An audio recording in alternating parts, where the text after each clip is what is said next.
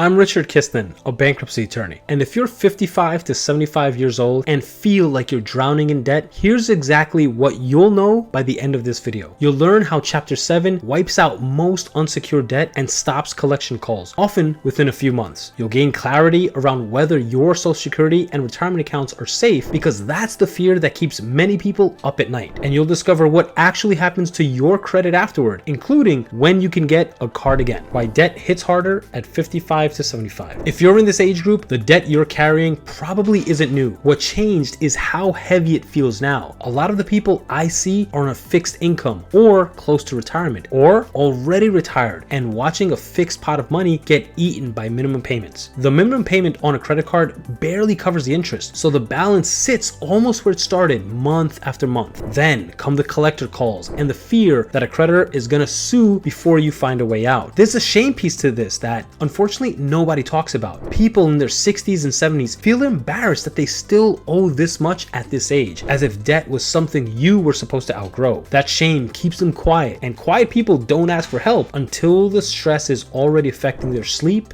their mood, and their peace at home. The research on this is clear enough to take very seriously. Carrying unsecured debt, things like credit cards and medical bills, shows up again and again alongside worse sleep, lower mood, and lower quality of day-to-day life. The same body of work finds that when people finally get out from under it, their well-being tends to improve. So this isn't only a money problem. At this point in your life, the years you spend feeding old debt are years you don't get back, and that's a real cost. The mistake of waiting, and what Chapter 7 actually is. The most common move I see is one that on the surface feels responsible. You make the minimum payments, you keep your head down, and you tell yourself you'll get it under control eventually. Some dip into savings to keep up, and others pull from a retirement account they were never supposed to touch just to stay current on debt they can't realistically pay off. The math rarely works because interest keeps compounding, and after 5 years that flew by, the balance is roughly the same, except now your savings are gone. A big part of why people wait is the belief that struggling is the honest path and that bankruptcy is an expression of failure, and I hear that almost every day. Under the US Bankruptcy Code, Chapter 7 is the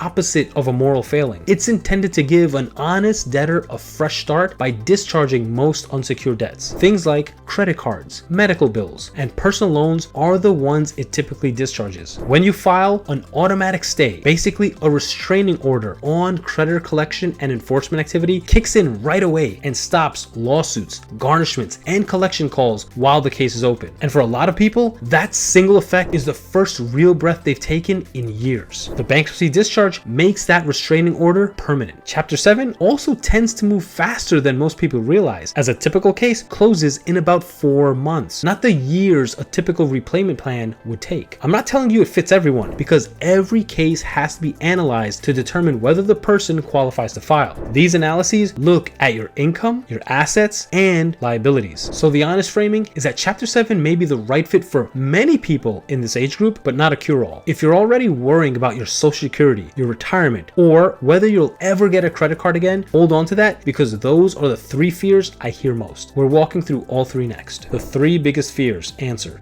Most people in this age group aren't scared of bankruptcy itself. They're scared of what they think bankruptcy will do to them. So let's take them one at a time and walk through what the law actually says about each. The first is Social Security. The short answer is that your Social Security benefits are protected under federal law, and creditors can't take them to pay these debts. Social Security is also largely kept out of the means test to decide whether you qualify for Chapter 7, and the automatic stay stops most attempts to garnish your income while your case is open. For a lot of people in this age group, the income they live on is the part that stays intact. The second is retirement accounts. This is one of the strongest protections in the whole system. Tax-exempt retirement accounts are generally protected in bankruptcy, which means things like 401k accounts, 403b accounts, pensions, and employer profit sharing plans are generally exempt in full, provided they were regularly contributed to while you were working and not something you created right before trying to file bankruptcy. In plain terms, for most people, the retirement retirement account they spent decades building isn't on the table. That doesn't mean you can cash it out the day before you file, or that every account is identical, but the protection itself is real and broad. The third is the one that surprises people the most. It's whether you can get a credit card after a Chapter 7 case. You can, and the reason is that bankruptcy carries the reputation of locking you out of credit forever. In practice,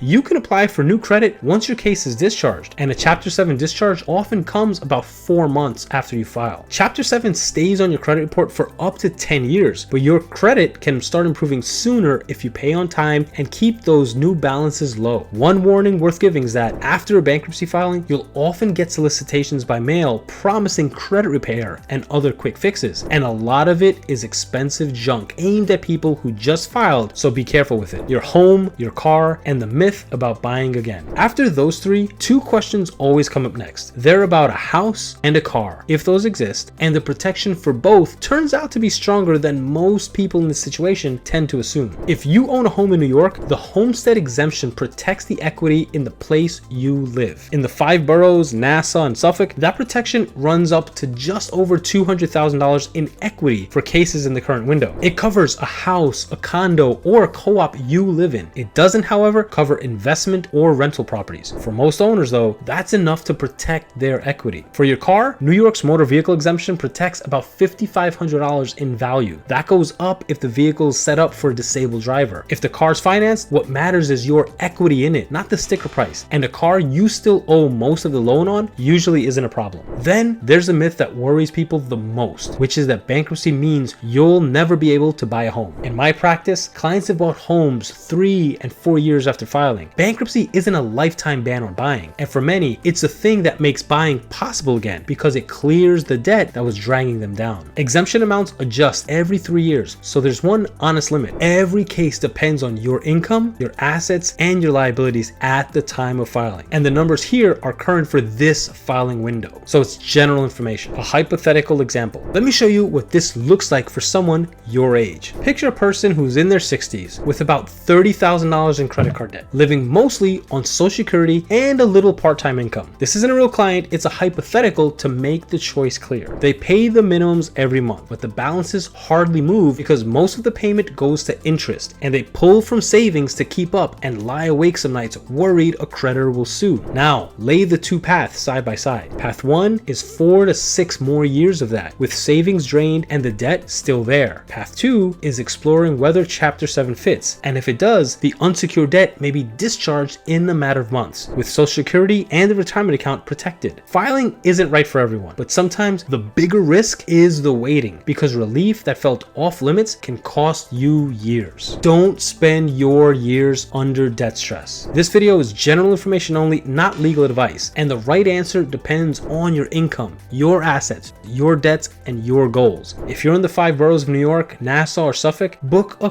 complimentary, no obligation consultation, and we can look at your situation together and see whether Chapter 7 fits your case. The link to book your consultation is in the description below. Now, maybe Chapter 7 isn't the only option you've been weighing. A lot of people in your situation are also getting letters about debt consolidation or debt settlement, and those can sound easier on paper, but they don't always hold up the way people expect. So if you want to see how those options actually compare to bankruptcy and which one really fits someone in your shoes, you can see exactly how they compare side by side by watching this video right over here.